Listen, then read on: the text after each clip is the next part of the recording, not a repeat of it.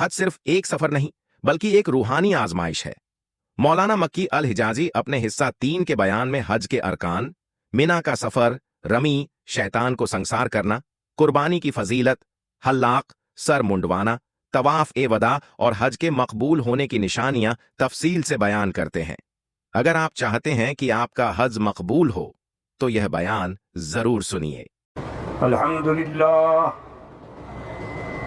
الحمدللہ وکفا والصلاة والسلام علی خاتم الانبیاء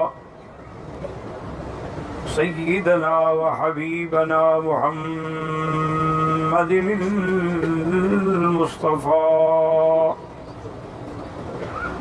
وعلى آلہ المجتبى واصحابہ النجباء اللهم صل على سيدنا محمد النبي الأمي الهاشمي وعلى آله وأصحابه نجوم الهدى أما بعد فقد قال الله تبارك وتعالى في القرآن المجيد والفرقان الحميد أعوذ بالله من الشيطان الرجيم بسم الله الرحمن الرحيم ألم نشرح لك صدرك ووضعنا عنك وزرك الذي أنقض ظهرك ورفعنا لك ذكرك قال النبي صلى الله عليه وسلم من يعش منكم من بعدي فسيرى اختلافا كثيرا فعليكم بسنتي وسنة الخلفاء الراشدين أو كما قال النبي صلى الله عليه وسلم صدق الله العلي العظيم وصدق رسوله النبي الكريم ونحن على ذلك لمن الشاهدين ومن الشاكرين والحمد لله رب العالمين رب اشرح لي صدري ويسر لي أمري واحلل عقدة من لساني يفقهوا قولي رب زدني علما سبحانك لا علم لنا إلا ما علمتنا إنك أنت العليم الحكيم برادران اسلام، واجب الاحترام بزرگوں، دوستوں، بھائیوں، عزیز نوجوانوں اور محترمہ بہنوں، اللہ تبارک و تعالیٰ کے کلام مقدس میں سے آیات مبارکہ اور آقا انعامدار حبیب کبریا سیدنا محمد مصطفیٰ وعلی آلہ واصحابہ وسلم تسلیما کثیرا کثیرا کے فرامین مبارکہ میں سے ایک حدیث تلاوت کی ہے۔ دعا فرمائیں کہ اللہ تعالیٰ اس عاجز کو معلی حل صحت عافیت کاملہ عاجلہ دائمہ اور حق بات بیان کرنے کی توفیق عطا فرمائے۔ آپ کو حق سننے سمجھنے کی، ہم سب کو مل کر حق پر چلنے کی توفیق عطا فرمائے۔ پروردگار عالم تمام آنے والوں کی حاضری، حج، عبادات، صدقات، خیرات منظور و مقبول فرمائے۔ میں نے آج کے درس میں جو آیت مبارک تلاوت کی ہے، اس کا تعلق جو ہے وہ حضور صلی اللہ علیہ وسلم کی بشریت سے اور آپ کی ابدیت سے اور آپ کی عظمت سے ہے۔ اللہ تبارک و تعالیٰ نے جتنے پیغمبر بھیجے ہیں ان کی صحیح تعداد کا علم کسی کو نہیں ہے۔ یہ جو بات مشہور ہے کہ 1,24,000 پیغمبر، یہ بات ہے کسی صحیح حدیث مبارک سے ثابت نہیں ہے۔ بہرحال جتنے بھی اللہ نے پیغمبر بھیج چکے، اسی لیے قرآن کہتا ہے کہ ہمارا سب پر ایمان ہے۔ اور اسی طرح ایمان کی شرطوں میں بھی ہے کہ آمنت باللہ و ملائکتہ و کتبہ و رسلہ. تو البتہ رسول جو ہیں ان کی تعداد صحیح حدیث مبارک میں ہے کہ 313. اور نبی اور رسول میں فرق کیا ہوتا ہے؟ رسول جو ہیں وہ صاحب شریعت پیغمبر ہوتا ہے، جس کو اللہ پاک شریعت دے کے کتاب دے کے بھیجتے ہیں. نبی جو ہے وہ صاحب شریعت نہیں ہوتا بلکہ پہلے کسی رسول کی کتاب کے تابع ہوتا. اس کے مثال سمجھ رہے ہیں کہ موسیٰ علیہ السلام رسول ہیں لیکن ہارون علیہ السلام نبی ہیں. ان کے پاس کوئی علیحدہ کتاب یا علیحدہ شریعت نہیں بلکہ وہ تورات کتاب ہے. تو اب یہ قاعدہ ہو گیا کہ ہر رسول جو ہے وہ نبی ہوتا ہے لیکن ہر نبی رسول نہیں ہوتا، چونکہ جو رسول ہے وہ تو نبی ہوگا. تو اب یہ دیکھ لیں کہ 313 رسول ہیں، ان میں 5 اولو العزم من الرسل ہیں جن کی شان سب سے زیادہ ہے. یہ قرآن ہے تلک الرسل فضلنا بعضهم على بعض. اللہ فرماتے ہیں کہ ہم نے رسولوں کو بھی بعض سے بعض پہ فضیلت دی ہے. کسی کو کلیم اللہ بنا دیا، کسی کو روح اللہ بنا دیا، کسی کو نجی اللہ بنا دیا، کسی کو خلیل اللہ، کسی کو حبیب اللہ بنا دیا. تو یاد رکھیں کہ 5 پیغمبر، 5 رسول اولو العزم ہیں، ان کی شان تمام رسولوں اور انبیاء سے زیادہ ہے. وہ 5 کون ہیں؟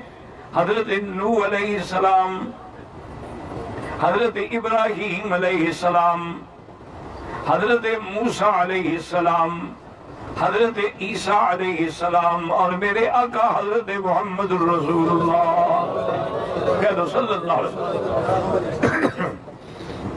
اچھی طرح سمجھ لو بات، انشاءاللہ خدا کرے تیرے دل میں اتر جائے میری بات. تو اب سارے نبیوں سے رسول افضل، اور رسولوں میں سے 5 اولو العزم من الرسل افضل، اور تمام انبیاء اور رسولوں سے محمد مصطفیٰ علیہ الصلوۃ والتسلیم وہ سارے نبیوں کے افضل ہیں، اکمل ہیں، اجمل ہیں ہر لحاظ. اسی لیے آپ دیکھ لیں ان کی عظمت کا یہ عالم ہے کہ عالم ارواح میں اللہ نے ایک تو اپنے لیے بندوں سے عہد لیا تھا کہ الستو بربکم قالوا بلا، کیا میں تمہارا رب نہیں ہوں؟ نے کہا آپ رب ہے. اور ایک عہد جو ہے وہ حضرت محمد مصطفیٰ کے لیے لیا تھا عالم ارواح میں. اور ہم جو اپنے لیے عہد ہے وہ تو عہد عمومی تھا، یعنی ساری مخلوق سے لیا تھا. اور جو میرے مدنی کے لیے عہد ہے وہ انبیاء سے لیا تھا. وَإِذَا أَخَذَ اللَّهُ مِيثَاقَ النَّبِيِّينَ لَمَا آتَيْتُكُم مِّن كِتَابٍ وَحِكْمَةٍ ثُمَّ جَاءَكُمْ رَسُولٌ مُصَدِّقٌ لِّمَا مَعَكُمْ لَتُؤْمِنُنَّ بِهِ وَلَتَنصُرُنَّهُ. اللہ نے عہد لیا تھا پیغمبروں سے، نبیوں سے کہ میں نے تم کو کتاب دی، حکمت دی. ثم جاءکم، پھر سب کے بعد میرا ایک رسول آئے گا، ایک نبی آئے گا، وہ تمہاری تصدیق کرنے والا ہوگا. لیکن تم وعدہ کرو کہ اگر اس کے زمانے کو پاؤ گے یا نہ پاؤ اس پر ایمان بھی لاؤ گے اور اس کی مدد بھی کرو گے. اور پھر صرف اتنا ہی کہا میں نہیں اقررتم، کیا تم اقرار کرتے ہو؟ قالوا اقررنا، سب پیغمبروں نے کہا ہم اقرار کرتے ہیں کہ اگر ہمیں حضور کا زمانہ ملا تو ہم آپ پر ایمان لائیں گے اور آپ کی مدد کریں گے. اتنا بات بھی کافی تھی نا، لیکن شان دیکھو نا نبی پاک کی عظمت. اللہ فرماتے ہیں فشہدوا، گواہ ہو جاؤ، اتنی کافی تھا. لیکن فرمایا وَأَنَا مَعَكُمْ مِنَ الشَّاهِدِينَ، تم بھی گواہ ہو جاؤ اور تمہارے اس عہد پہ میں خدا خود بھی گواہ ہوں. عظمت مصطفیٰ دیکھیں عالم ارواح میں، اور پھر اس وعدے کو اللہ نے کیسے سچا کیا کہ حضور صلی اللہ علیہ وسلم معراج کی رات بیت المقدس میں تشریف لے گئے، جہاں اللہ نے تمام انبیاء حضرت آدم سے لے کر حضرت عیسیٰ علیہ الصلوۃ والتسلیم تمام پیغمبر وہاں استقبال کے لیے آئے۔ اب مسئلہ یہ تھا کہ بھئی ان انبیاء کو نماز کون پڑھائے، امام کون بنے گا؟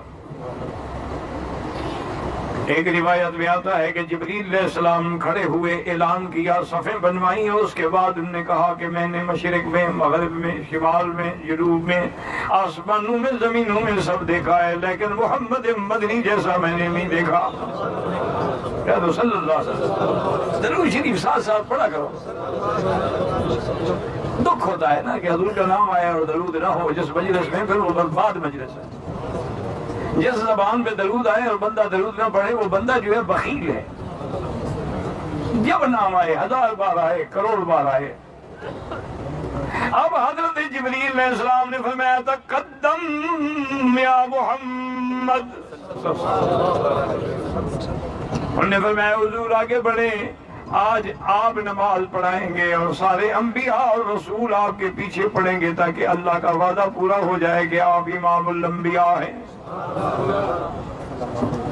آپ امام الانبیاء والمرسلین، سید الاولین والآخرین، امام المتقین، شفیع المذنبین، صلوات اللہ وسلام اللہ علیہ۔ اچھا ایک بات توجہ سے سنو گے تو اس بات سمجھ آئے گی۔ دیکھو نا ایک بات ہے، مثلا ایک پانی کا زبردست ویلا آ رہا ہو، آپ برتن اوندا کر دیں، کتنا پانی اندر جائے گا؟ آپ حج بھی کریں ہیں، آپ مینا بھی جائیں، الفاظ بھی جائیں، لبیک بھی پڑھیں، لیکن اگر پیالہ اوندا ہو چکا ہے تو پھر اس کے اندر کیا فائدہ ہو؟ اللہ اکبر۔ جو سچے ہوتے ہیں نا جی، ایک اللہ والے مینا میں کھڑے ہیں اور رو رو کے فریاد کر کے لبیک پڑھ رہے ہیں اور کہتے ہیں کہ مولا آج تیرے بندے سنتی ابراہیمی کے مطابق قربانیاں کر رہے ہیں اور میرے پاس تو کچھ بھی نہیں ہے، کھانے کو بھی نہیں، پینے کو بھی نہیں، بس میری ایک جان ہے، اسے قبول فرما لے۔ اللہ اکبر کہا اور شہید ہو۔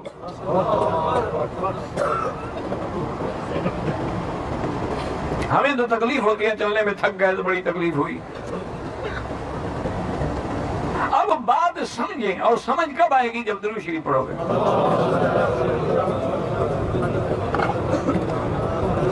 اللہ اکبر، اللہ اکبر۔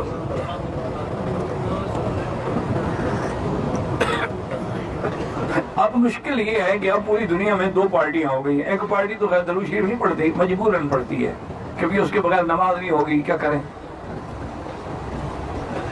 اور ایک پارٹی ماشاءاللہ گاجے باجے سے اور باقاعدہ فلمی دھنوں کے ساتھ پڑھتی ہے، یعنی دونوں رستے سے ہٹ گئے، دونوں پٹڑی سے اتر گئے۔ ایک پارٹی نے نبی کو خدا بنا دیا ہے اور ایک پارٹی آپ جیسا ایک بندہ سمجھتی ہے، دونوں پٹڑی سے اتر گئے۔ اب توجہ کریں کہ بھئی حضور کو امام بنانا تھا تو کعبے میں کیوں نہ بنا دیا؟ افضل تو کعبہ ہے۔ پھر حضور کو اتنا طویل سفر کرا کے مسجد اقصی پہنچایا گیا اور وہاں امامت کرائی گئی، اس کی کیا وجہ ہے؟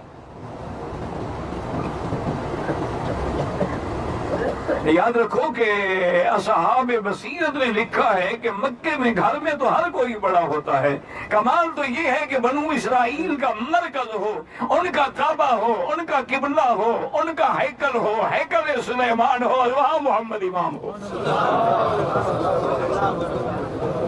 کمال تو تب ہے نا، مکہ تو گھر ہے حضور۔ تو حضور کی عظمت کا یہ عالم ہے کہ اللہ نے قرآن پاک میں، اب ذرا غور کریں گے انشاءاللہ تو بات سمجھ آئے گی۔ موسیٰ علیہ السلام شان والا پیغمبر ہے، کریم اللہ ہے، رسول اللہ ہے، صاحب تورات ہے. جب اللہ نے انہیں بلایا اور حکم دیا کہ میقات پہ پہنچیں تو حضرت موسیٰ علیہ السلام نے اپنے ساتھ لیا اللہ کے حکم سے منتخب لوگوں کو اور آپ چل پڑے. لیکن اپنی قوم سے آپ بہت آگے نکل گئے اور جلدی پہنچ گئے. اللہ نے فرمایا موسیٰ کیا بات ہے، سب کو چھوڑ کے تم جلدی آ گئے ہو؟ تو موسیٰ علیہ السلام نے عرض کیا اجلت الیک ربی لترضی، میں اس لیے جلدی آ گیا ہوں مولا کے حکم کی تعمیل جلدی کروں تاکہ آپ کی رضا حاصل ہو. یعنی رضا لینے کے لیے موسیٰ علیہ السلام جا رہے ہیں، کوہ طور پہ جا رہے ہیں، طور سینا پہ جا رہے ہیں. ایک آمنہ کا لال ہے. اللہ نے فرمایا آپ کہیں نہ جائیں، ہمارا وعدہ ہے فسوف یعطیک ربک فترضی، ہم اتنا آپ کو دیں گے کہ آپ کو راضی کر دیں. وہ رضا ڈھونڈنے جا رہا ہے اور یہاں رضا خود آ رہی ہے. آدم علیہ السلام سے جب غلطی ہوئی آپ کو آسمانوں سے اتارا گیا، جنت سے اتارا گیا، تو تقریباً یہ سابقہ کتب کی روایات ہیں کہ تقریباً 300 سال تک آدم علیہ السلام روتے رہے.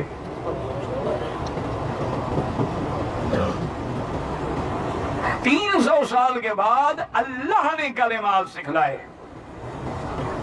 یہ جھوٹ بنا لیا ہے مولویوں نے کہ انہوں نے جی حضور کا نام عرش پہ لکھا ہوا دیکھا تھا پھر حضور کے وسیلے سے دعا مانگی تھی. یہ اتنا بڑا جھوٹ ہے کہ شاید تاریخ عالم میں سے بڑا جھوٹ کوئی نہیں ہوگا. عرش انہوں نے آسمان پہ دیکھا تھا کہ زمین پہ اترنے کے بعد دیکھا تھا، پھر 300 سال رونے کا کیا مطلب؟ اور جب ایک مسئلہ قرآن میں موجود ہو تو پھر کسی مولوی مکی مدنی کی کیا بات ہے؟ قرآن کہتے ہیں فَتَلَقَّى آدَمُ مِن رَبِّهِ بِكَلِمَاتٍ. جب مالک راضی ہونے پہ آتا ہے نا تو دعا بھی خود سکھلا دیتے ہیں کہ بس یوں مانگو تو ہم معاف کر دیں گے. دعا کریں اللہ ہم سے بھی راضی ہو جا، اور ہمیں تو مانگنا بھی نہیں آتا، بغیر مانگے ہی عطا فرما دے. یا اللہ ہمیں مانگنا ہی سکھلا دے اور بغیر مانگے عطا فرما دے. ہم تو تیرے بندے ہیں اور کچھ بھی نہیں جانتے ہیں، یہ تیرا کرم ہے کہ تیرے دروازے پہ بیٹھے ہیں.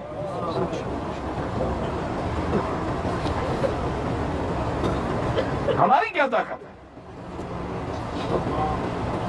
اور وہ کلمات کیا تھے جو اللہ نے سکھلائے؟ وہ بھی قرآن میں ربنا ظلمنا انفسنا وَإِن لَّمْ تَغْفِرْ لَنَا وَتَرْحَمْنَا لَنَكُونَنَّ مِنَ الْخَاسِرِينَ. سارے دعا پڑھ لو، بڑی عظیم دعا ہے. ربنا ظلمنا انفسنا ان لم تغفر لنا وترحمنا لنكونن من الخاسرین. یا اللہ اگر تو نہ بخشی، تو رحم نہ کرے تو ہم تو تباہ ہو گئے.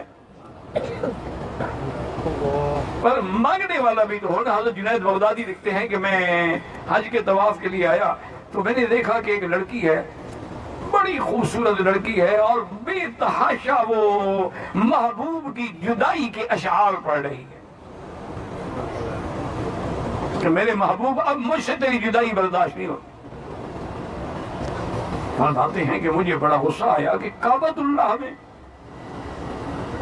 اللہ کے گھر میں اور ایام حج میں یہ کیسی لڑکی ہے جو اپنے محبوب کے لیے شعر پڑھ رہی ہے اور اپنے محبوب کے لیے فریاد کر رہی ہے.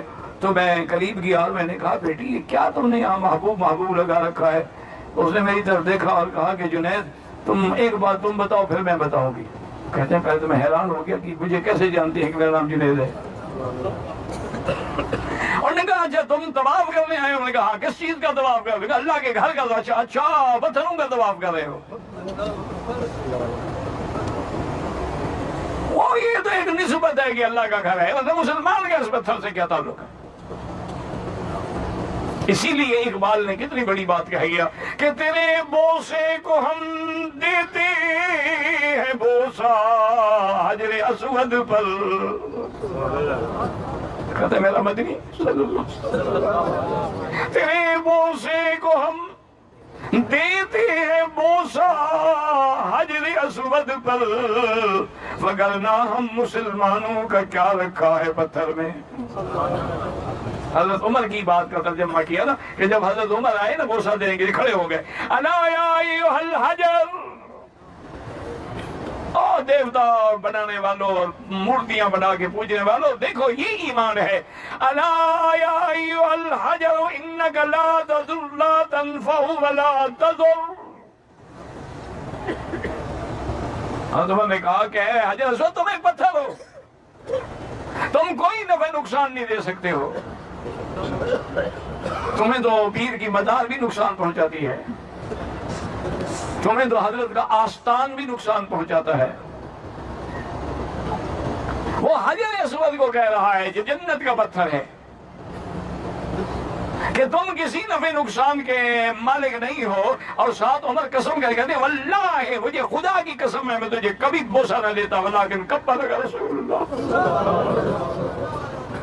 لیکن تجھے میرے محبوب نے بوسا دیا ہے میں اس لیے بوسا دیا، ورنہ میں تجھے کیوں بوسا دے۔ اسی کو اقبال نے کہا تھا کہ تیرے بوسے کو ہم دیتے ہیں بوسا حجر اسود پر، وگرنہ ہم مسلمانوں کا کیا رکھا ہے پتھر میں۔ یاد رکھیں جنید کہتے ہیں، اس نے کہا جنید تم اس گھر کا پتھروں کا طواف کر رہے ہو، میرا محبوب تو وہ ہے جس نے مجھے پیدا کیا، مجھے اسی کے لیے حکم ہے والذین آمنوا اشد حبا للہ۔ میں اس محبوب کے فراق میں رو رہی ہوں، چیخ ماری گر گئی اور فوت ہو۔ یاد رکھو مسلمانوں، اصل کیا ہے؟ اللہ نے جو نسبت کر دی ہے کہ میرا گھر ہے، یہ تجلیات خدا بندی کا مرکز ہے، سجدہ ہم خدا کو کرتے ہیں۔ اگر ہمارے سامنے خدا نہ کرے حجر کعبۃ اللہ نہ ہو تو کیا ہم سجدہ نہیں کریں گے؟ ہم ہوائی جہاز میں 40,000 قدم اوپر چلے جاتے ہیں، کعبہ نیچے رہ جاتا ہے، پھر ہم سجدہ نہیں کرتے؟ تو معلوم ہوا ہم پتھر کو سجدہ نہیں کرتے، اس گھر کو سجدہ نہیں کرتے، ہم اس گھر والے کو سجدہ کرتے ہیں جس نے کہا کہ میرا گھر ہے۔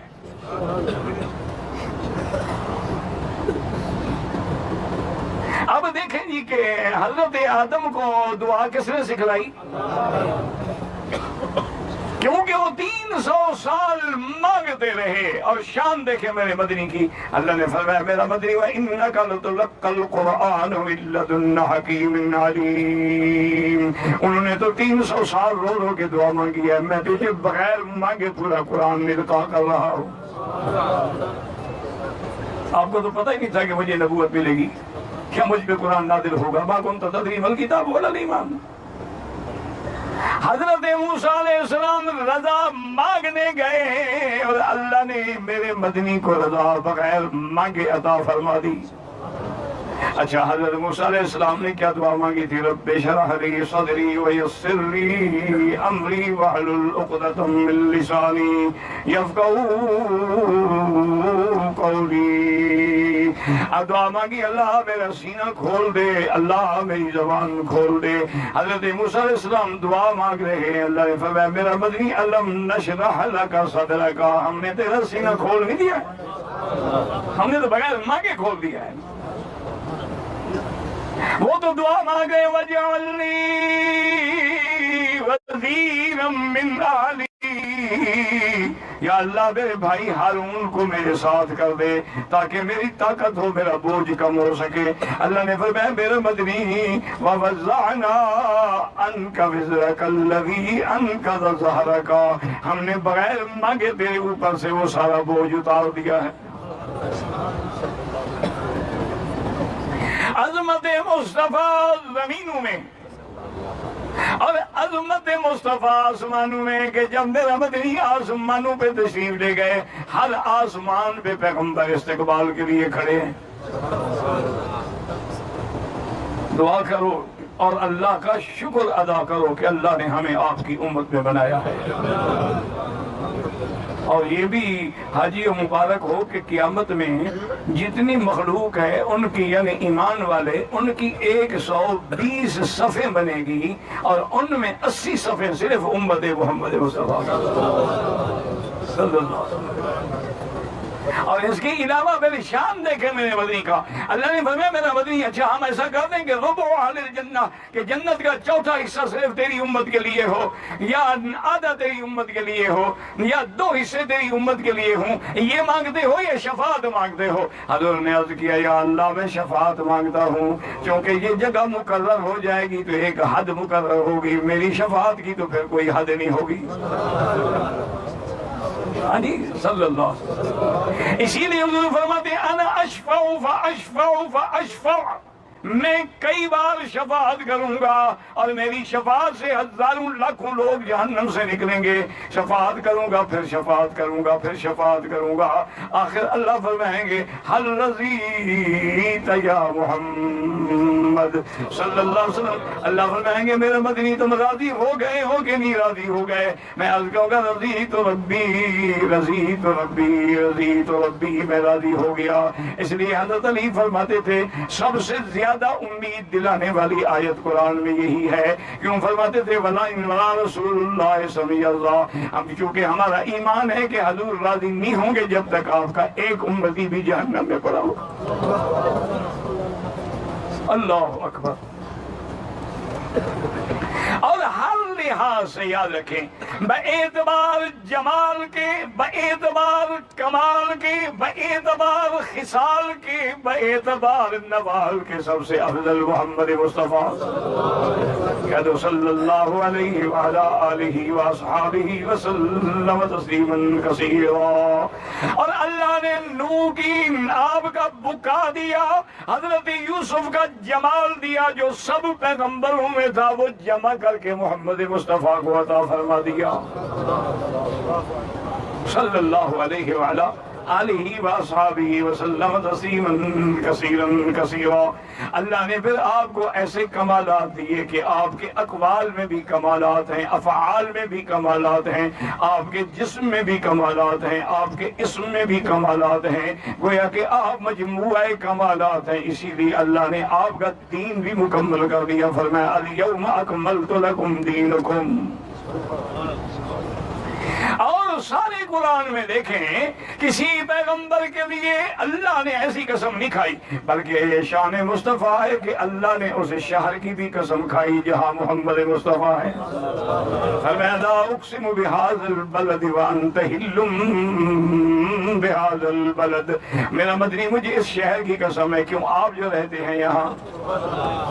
اور اسی طرح اللہ نے حضور کی زندگی کی بھی قسم کھائی، فرمایا امروں کا، مجھے تیری زندگی کی قسم ہے محمد مصطفیٰ، مجھے تیرے شہر کی قسم، تیری زندگی کی قسم، یہ عظمت محمد مصطفیٰ ہے صلی اللہ علیہ وعلا آلہ واصحابہ وسلم تسلیما کثیرا۔ اسی لیے بی بی عائشہ صدیقہ بنت صدیق رضی اللہ عنہا فرماتی تھی کہ مصر کی عورتوں نے جمال یوسف دیکھا تھا، اپنی انگلیاں کاٹ بیٹھی، کہتی ہے واللہ لو رأینا جمال محمد لقطعنا قلوبہن، خدا کی قسم اگر میرے مدنی کا جمال دیکھتی تو وہ چھڑیاں دلوں پہ پھیر دیتی، پھر انگلیوں پہ نہ پھیر دیتی۔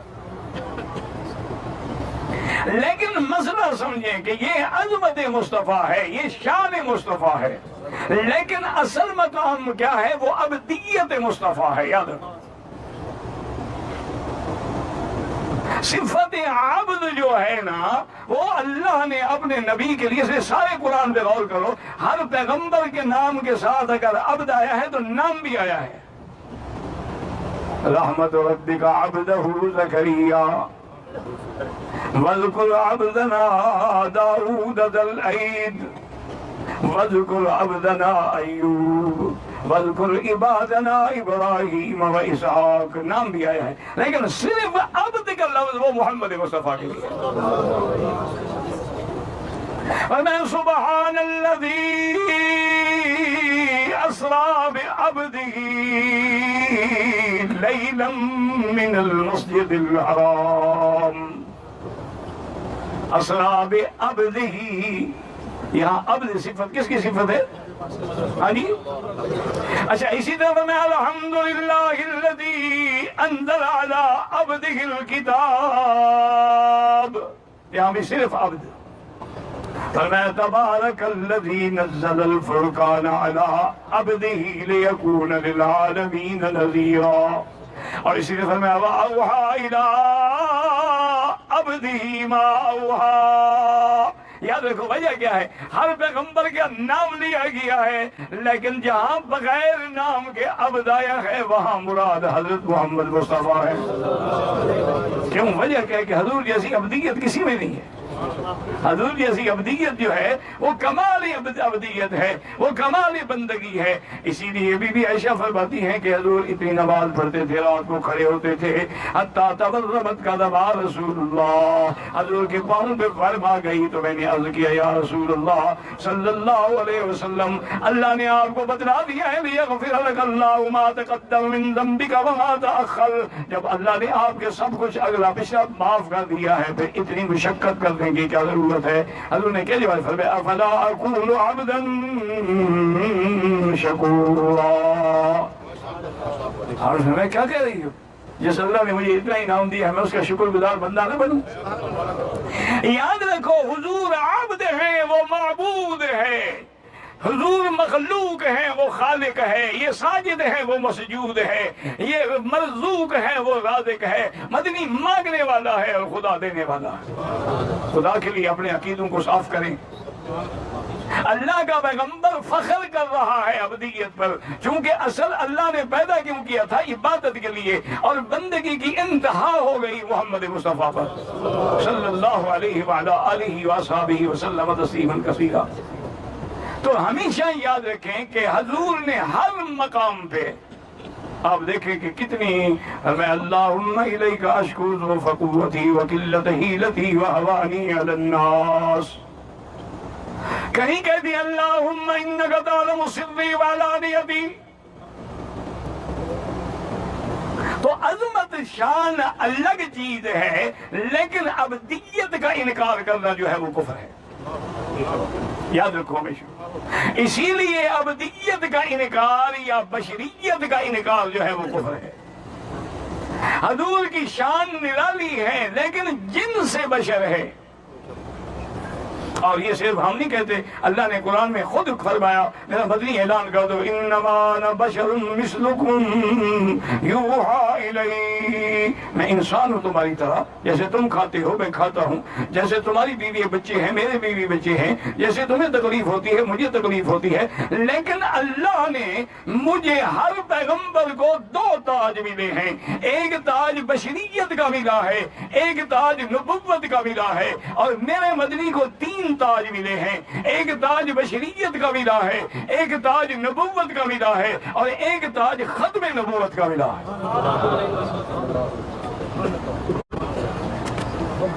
اور کسی مقام آپ دیکھا قالوا ما انتم الا بشر مثلنا وما انزل الرحمن من شيء، کافر کہتے تھے کہ جی آپ تو بشر ہیں، ہم کیسے ایمان لائیں؟ اب مشکل یہ تھی، اب توجہ کرو، پوری طرح توجہ ہو، کہ کافر کہتے تھے حضور بشر تو ہیں لیکن نبی، سمجھو وہ کیا کہتے تھے؟ حضور بشر ہیں لیکن نبی، یعنی بشریت کا اقرار اور نبوت کا انکار۔ اچھا آج کا جاہل کہتا ہے نبی تو ہیں بشر نہیں ہیں، فرق کیا ہے؟ نہیں مسئلہ سمجھ نہیں آیا میرے خیال میں۔ اصل میں آپ گھر کے انتظار میں بیٹھے ہیں کہ فلائٹ کب ہے، خیر میں جب زندگی ہے تو پہنچ جائیں گے۔ اب کافر کہتی ہیں کہ حضور بشر ہیں، ما انتم الا بشر مثلنا، ہماری طرح بشر ہیں، یعنی وہ بشریت کا اقرار کرتے ہیں اور نبوت کا، کیوں؟ ان کے عقیدے میں یہ ہے کہ بشر نبی نہیں ہو سکتا، اور ہمارا جاہل کہتا ہے کہ نبی تو ہیں بشر نہیں ہیں، کیونکہ نبی جو ہے وہ بشر نہیں ہو سکتا، یہ تو لباس بشری ہے، اندر سے تو خود خدا ہے۔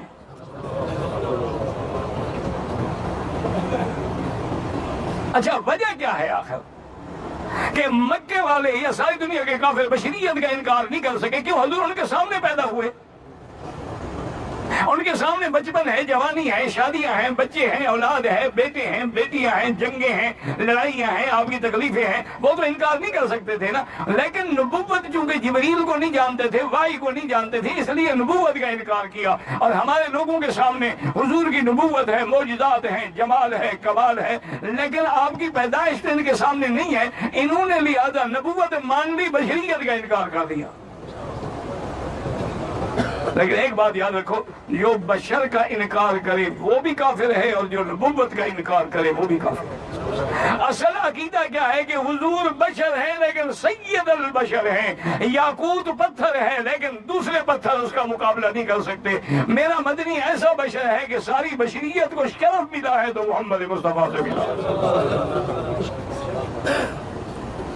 اس لیے ہمیشہ اپنے عقیدوں کو صحیح رکھے. اور پھر جتنے انبیاء گزرے ہیں سب بشر ہیں. وما ارسلنا قبلک الا رجالا نوحی الیہم. اللہ نے فرمایا میرا مدنی آپ سے پہلے بھی جتنے پیغمبر ہم نے بھیجے سب مرد بھیجے ہیں، انسان بھیجے ہیں. اور یہ بھی فرمایا لیاکلون الطعام ویمشون فی الاسواق. وہ کھاتے بھی تھے، بازاروں میں بھی جاتے تھے. مکے والوں نے ایک دفعہ مطالبہ کیا کہ لن نؤمن لک حتی تفجر لنا من الارض ینبوعا. ہم آپ پر ایمان نہیں لائیں گے جب تک مکے میں چشمے نہ پھوٹ پڑے، باغ نہ لگ جائے. اللہ نے فرمایا میرا مدنی جواب دے دے قل سبحان ربی هل كنت الا بشرا رسولا. آپ کی عظمت دیکھیں گے. وما ارسلناک الا رحمتا للعالمین. آپ کی عظمت دیکھیں تو فرمایا اللہ پاک نے وما ارسلناک الا کافۃ للناس. آپ کی عظمت دیکھیں تو فرمایا یا ایھا الرسول نبی انا ارسلناک شاہدا ومبشرا ونذیرا وداعیا الی اللہ وسراجا منیرا. اور آپ کی بشریت دیکھیں تو فرمایا اعلان کر دو قل انما انا بشر مثلکم یوحی الی. اللہ ہمیں صحیح عقیدہ نصیب فرمائے اور صحیح عقیدے پہ قائم دائم رکھے. میری ایک درخواست ہے کہ ہر مسلمان 2 رکعت نماز پڑھ کے، جوان ہیں، مرد ہیں، میری بیٹیاں بہنیں ہیں، علیحدگی میں جب کوئی نہ ہو 2 رکعت نماز پڑھ کے استغفار بھی کریں اور اللہ سے دعا کریں کہ یا اللہ یہ وہ مقام ہے جہاں تیرا گھر ہے، یہ وہ مقام ہے جہاں تیرا نبی پیدا ہوا ہے، یہ وہ مقام ہے جہاں جبریل اترا ہے، یہ وہ مقام ہے جہاں قرآن اترا ہے، یہ وہ مقام ہے جہاں حضور نے بیعت لی ہے ایمان و اسلام پہ. تو اللہ ہمیں بھی وہی صحیح عقیدہ نصیب فرما. دعا مانگو گے تو انشاءاللہ راستے کھل جائیں. برما کے مسلمانوں پر اس وقت ظلم کی انتہا ہو گئی ہے. تاریخ میں ایسے مظالم نہیں ملتے ہیں کہ مائیں دیکھ رہی ہیں بچے ذبح ہو رہے ہیں اور خون کے ایسے ندیاں بہ رہی ہیں جیسے دریا چلتے ہیں. ان کو کوئی پناہ دینے والا بھی نہیں. ذاقت علیہم الارض بما رحبت. اللہ کی زمین بھی تنگ ہو چکی ہے. دعا فرمائیں کہ اللہ اپنا عذاب رفع فرمائے اور ان پہ ظلم کرنے والوں پہ اللہ قہر توڑے اور خود بدلا لے.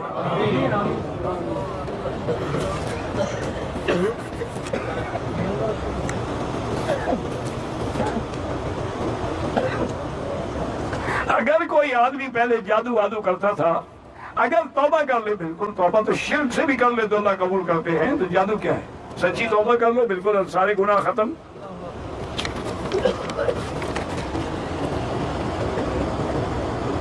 مینا سے عرفات کے لیے ٹرانسپورٹ کا انتظام نہیں تھا، آپ چلے گئے. انتظار کے مجبوراً بوڑھی عورت کے ہمراہ پیدل روانہ ہوا.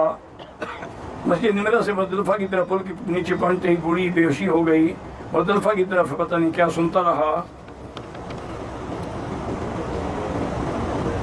اگر آپ عرفات کے حدود میں داخل نہیں ہوئے ہیں، چاہے عذر کوئی بھی حج نہیں ہوگا. حج نام ہی عرفات میں داخل ہونے کا.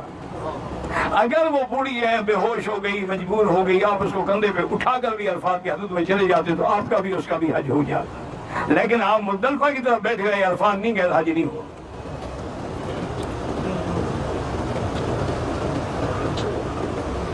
باقی آدمی 10 بجے عرفات پہنچ گئے، ٹھیک ہے، ان کا تو حج ہو گیا، ٹھیک ہو گیا.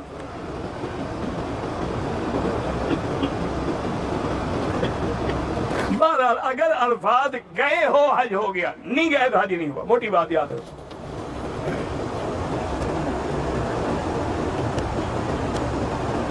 روضہ رسول اللہ پر صلی اللہ علیہ وسلم جب رہیں درود شریف پڑھیں.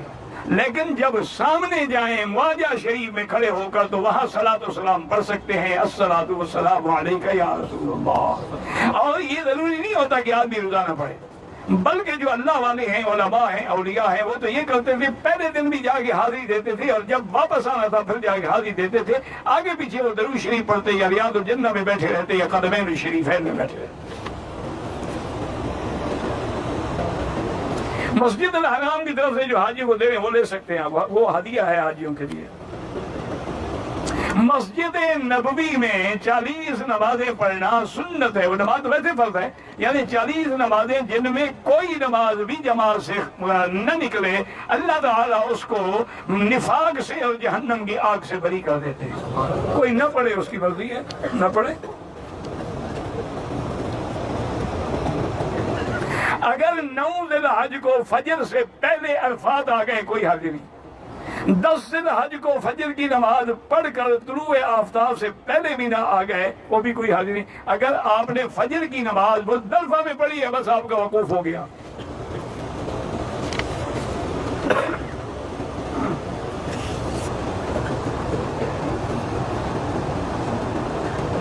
ہم نے عید قربانی جو ہے کی، جس نے ٹائم دیا، سال بوڑھا تھا، 12:30 بجے جب رات کو پہنچے، کوئی حد نہیں، اللہ قبول کرے، جو ہو گیا بس۔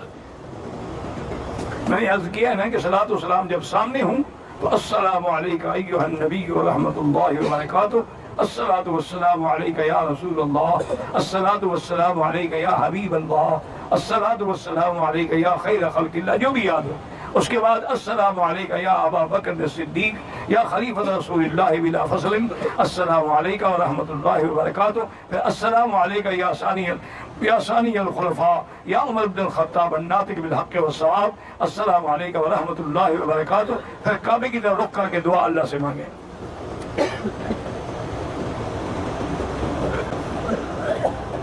مجھے کمزوری کی وجہ سے شک ہوتا ہے کہ میرے پیشاب کے قطرے نکل گئے ہیں، لیکن جب میں چیک کرتا ہوں تو کچھ بھی نہیں ہوتا۔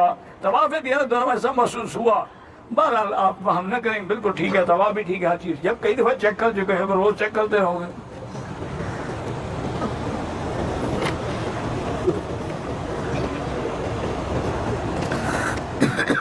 مسجد الحرام میں نماز جمعہ کی پہلی اذان تو ہوتی ہے اللہ کے بندے 11:30 بجے، 11:20 پہ۔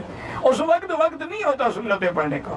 دوسری اذان ہوتی ہے 12:20 پہ۔ آپ 12:10 پہ سنتوں کے لیے کھڑے ہو جائے، اذان ختم ہونے تک 4 سنتیں پڑھ لیں گے۔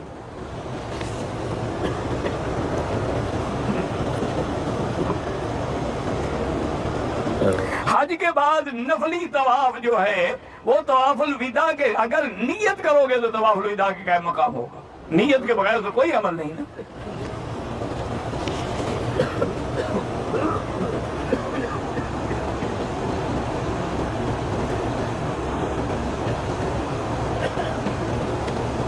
بہرحال اگر کوئی آدمی نے پہلے دن کنکری ماری ہے، 11 اور 12 کو کنکریاں نہیں ماری تو ایک بکری دم ادا کرے۔ حج کے بعد اگر ہم میقات سے باہر جائیں، یعنی طائف جائیں یا مدینہ باغ جائیں، عمرہ کرنا لازمی ہے، احرام کے بغیر نہیں آ سکتے۔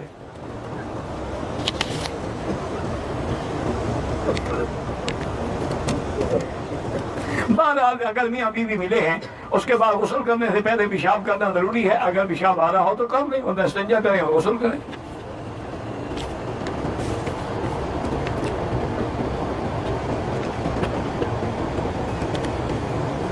بہرحال آپ کا تعلق حضرت حکیم اختر صاحب سے تھا، بڑے بزرگ تھے، اللہ ان کی قبر پہ کروڑوں رحمتیں کریں، اور اس کے بعد اور بھی کوئی اللہ والا تلاش کریں جن سے تعلق قائم رکھیں۔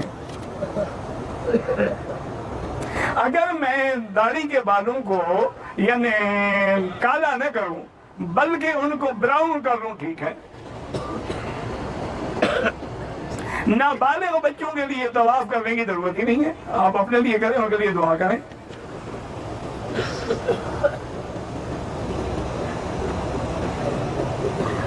بہرحال پانی میں رنگ بھی ہے، بدبو بھی ہے، مزہ بھی، تو بہرحال جب رنگ بدل جائے یا بدبو آنا سے پلید ہو جاتا ہے۔ اگر دم واجب ہو جائے، رقم صدقہ نہیں کر سکتے، دم دینی ہو، یعنی ایک بکری، اور جو جرمانے کی دم دے گا وہ خود بھی نہیں کھا سکتا۔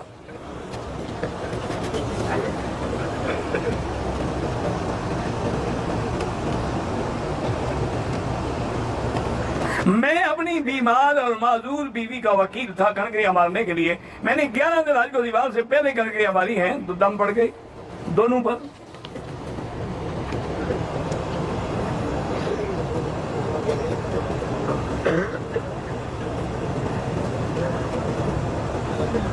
بارہ رات کو جب ہم آئے تو بدایہ مزدلفہ یعنی جہاں سے مزدلفہ شروع ہوتا ہے اس سے ہم 100 میٹر تقریباً دور بیٹھے رہے۔ بہرحال صبح کی نماز آپ نے مزدلفہ میں پڑھی الحمدللہ۔ آپ کا کام تھا الفاظ سے نکل پڑے، نہیں پہنچ سکے اللہ کی مرضی۔ میرا ایک نواسہ ہے جگر کی بیماری ہوتی ہے، اللہ شفا عطا فرمائے۔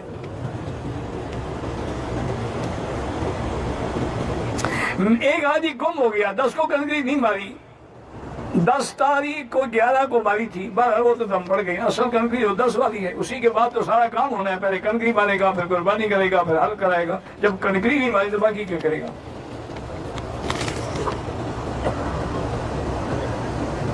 میں نے الفاظ میں ایک درخت کی خشک شاخ کا ایک ٹکڑا دے دیا، میں توڑ دیا، کچھ نہیں ہوتا۔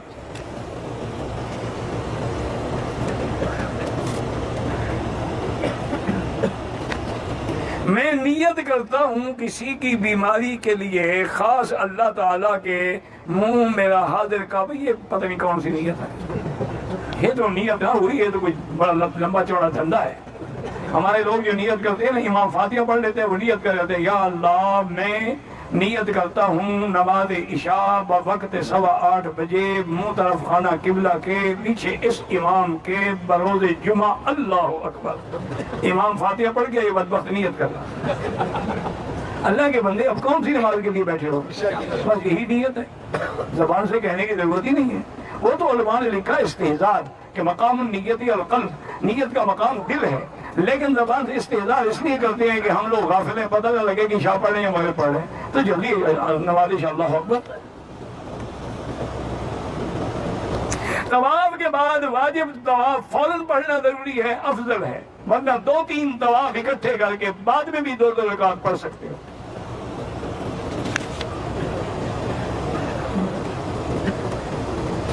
ہم دیوبندی جماعت سے تعلق رکھتے ہیں، بیٹی کے لیے بریلوی رشتہ آیا ہے، وہ نہ کریں تو بہتر ہے، اسی سے پھر جھگڑے پیدا ہوں گے نا۔ وہ کہیں گے میلاد پہ اور تم نہیں جاؤ گے، پھر فتنے پیدا ہوں گے۔ وہ کہیں گے عرس شریف، مزار شریف، مجرہ شریف، میلاد شریف، 11ویں شریف، وہاں سارے شریف ہیں نا، گوئے تو صرف ہم ہیں۔ بالکل نہ کرو، اللہ قادر ہے اور اچھا رشتہ دے دے گا۔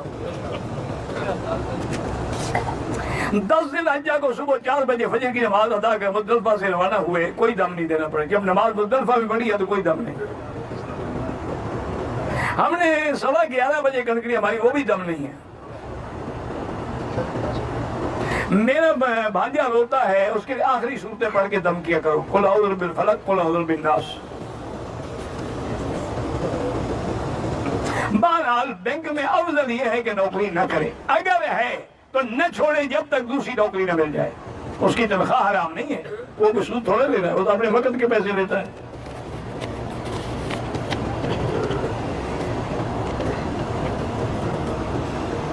حج بدل کے لیے پاکستان سے بندہ وہ افضل ہے کہ جس آدمی کا بدل ہے وہیں سے آدمی آئے، مطلب مکے میں بھی آدمی مل جاتے ہو سکتا ہے، مدینے میں بھی آدمی ملتے ہو سکتا ہے۔ اگر حج بدل کے لیے حج کا خرچہ دینا ہے یا مزدوری والے، اس کو سب کچھ دو گے، جب مزدوری چھوڑے گا حج کا خرچہ تو نوکری تنخواہ کٹ گئی، دیا کیا تو نے؟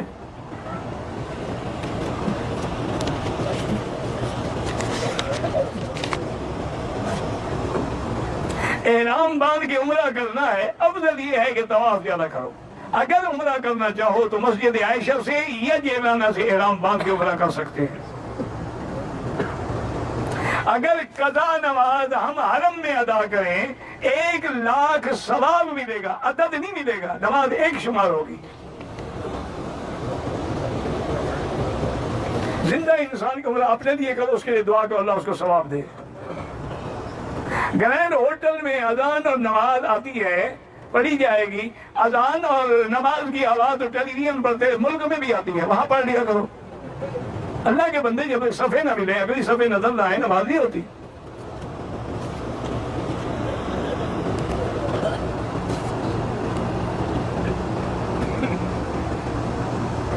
میں نے ابھی تک کنکری نہیں ماری تھی، ایک ساتھی کنکری قربانی کر کے آیا، اس نے کہا میں نے اس کا بال منڈا تو ایک بکری دم پڑ گئی۔ جب تم فارغ ہی نہیں ہوئے تم نے کیسے اس کا سر منڈا ہے؟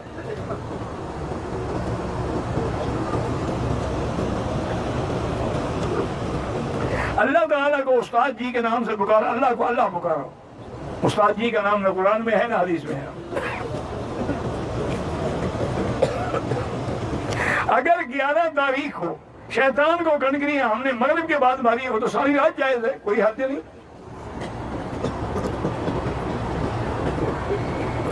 احرام کی حالت میں ٹوتھ پیسٹ استعمال کرنا شروع کیا، کسی نے یاد دلایا چھوڑ دیا، کوئی دم نہیں۔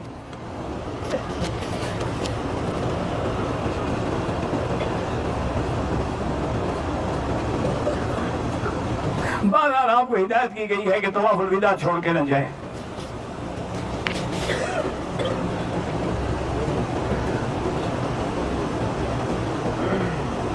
دوسرے دن طواف زیارت کے لیے آئے، واپسی پر لیٹ ہو گئے تو رات 10:30 بجے ایک خاتون نے وکیل بنا دیا 12 بجے سے لیٹ نہ ہو جائے، 12 بجے سے لیٹ بھی ہو جائے تب کیا ہے، کوئی پابندی نہیں، ساری رات کنکریاں مارنا چاہیے۔ بہرحال وکیل وہ بناتا ہے جو معذور ہو، معذور نہ ہو تو دم پڑ جاتی ہے۔ قربانی کی بکری کے حرام مغز کو، حرام مغز تو نہیں رگیں کاٹنی ہوتی ہے، مغز کو نہیں مارتے چھری۔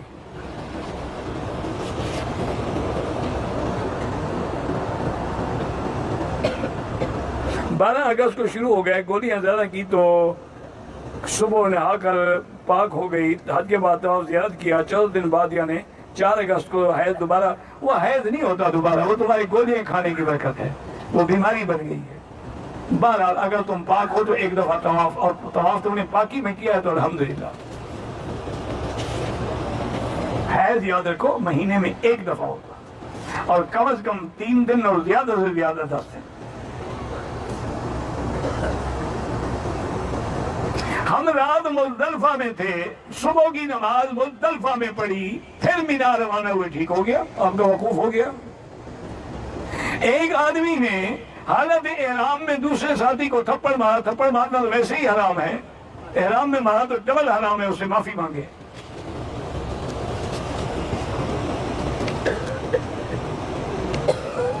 کہتے ہیں جی کہ قرآن و حدیث سے ثابت کریں کہ میدان محشر شام، تم قرآن و حدیث سے ثابت کرو کہ میدان محشر عرفات ہوگا، تم قرآن و حدیث پڑھو پھر میں قرآن و حدیث پڑھوں گا۔ اللہ کے بندے جب صحیح حدیث ہے، حضور فرماتے ہیں کہ میں اپنے روضہ مبارک سے ثم آتی علی باب البقیع الغرقد، میں جنت البقیع پہ آؤں گا، ثم انتظر اہل مکہ، مکے والوں کی انتظار کروں گا، جب مکے والے آ جائیں گے اجعلہم علی یمینی واہل المدینہ علی شمالی ثم اسوقہم الی المحشر الی الشام، حضور وہاں لے کے جائیں گے، حدیث میں موجود ہے۔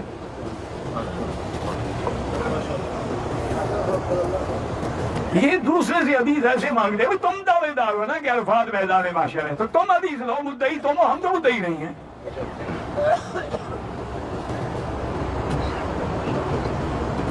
طواف زیارت کے لیے مینا سے آیا، زبان سے بول کر نیت کرنا بھول گیا، چکر کے بعد زبان سے نیت کر، جب آیا ہی طواف زیارت کے لیے اور کون سی نیت کرنی تھی؟ اگر طواف الوداع ہم کر چکے تھے لیکن پھر موقع ملا طواف کرنے کا کرتے رہیں، 100 طواف کریں، پھر جو آخری طواف ہے وہ خود بخود الوداع ہو جائے گا۔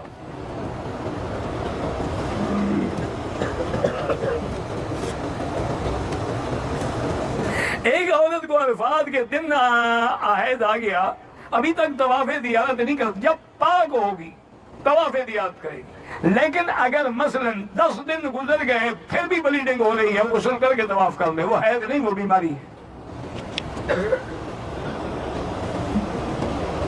اگر کوئی آدمی جدہ جائے تو وہاں سے احرام باندھنا ضروری نہیں ہے، افضل یہی ہے کہ جدہ جاتے ہو تو احرام باندھ گیا ہو، باندھنا ضروری نہیں ہے۔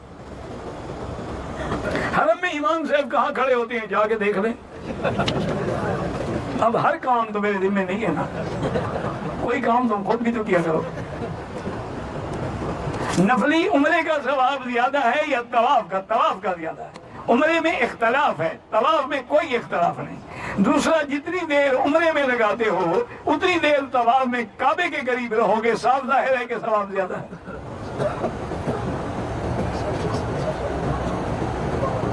ایک حاجی صاحب نے حج کیا، طواف زیارت کیا، صفا مروہ مغرب کے بعد 12 تاریخ کو دوڑے، کوئی حرج نہیں، بالکل ٹھیک ہے۔ اور 12 کی کمکی دوسرے آدمی کے ذریعے کرائی، جو خود بھی نہیں گیا، اس کی کڑکیاں بھی نہیں ماری، دم پڑ گئی۔ کہتے تھی کعبہ شریف کا غلاف جو ہے وہ کالا کیوں ہے؟ تاکہ ہمارے گناہوں کو چھپا لے۔ یہ سیاہ رنگ جو ہے ہر عیب کو چھپا لیتا ہے۔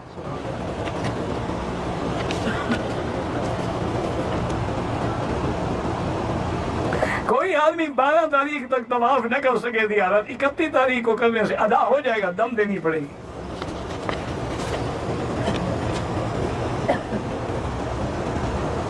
بنگلہ دیش کے لوگوں کا میقات کیا ہے؟ اپنے ایئرپورٹ سے احرام باندھیں، چونکہ میقات تو راستے میں گزر گیا ہے، علیہ السلام۔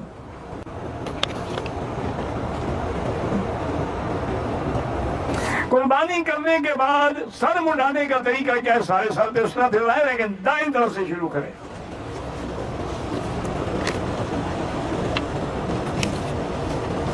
دو ضعیف بندے ہیں، انہوں نے طواف زیارت تو 10 کو کیا ہے، لیکن صفا مروہ 13 کو دوڑے ہیں۔ انشاءاللہ اللہ قبول کرے، ورنہ اصول یہ ہے کہ پہلے نفلی طواف کر کے صفا دوڑتے ہیں۔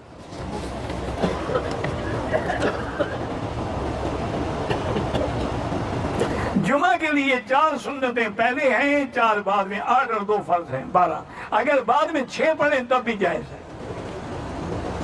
بعض احمد تو صرف 2 رکعت پڑھتے ہیں۔ یہ تو جتنا گول ڈالو گے اتنا میٹھا ہوگا۔